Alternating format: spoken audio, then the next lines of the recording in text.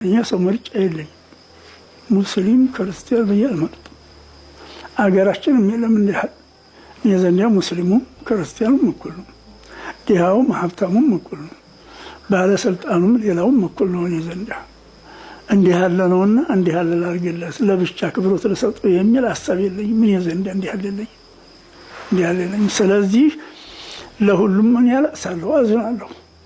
ምን ያልባች ይሄ ይሆናል እንጂ ያበላሁት የለኝ፣ ያጠጣሁት የለኝ፣ ገንዘብ የሰጠሁት የለኝ፣ የዋልኩለት የለኝ።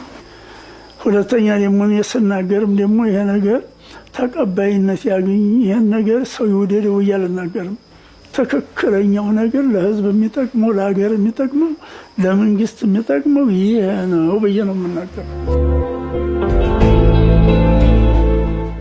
እንፈቃቀር፣ እንቀራረብ፣ እንዋደድ፣ እንረዳዳ። የበታችሁ የበራውን ያክብር፣ የበራው ለበታችሁ ይዘን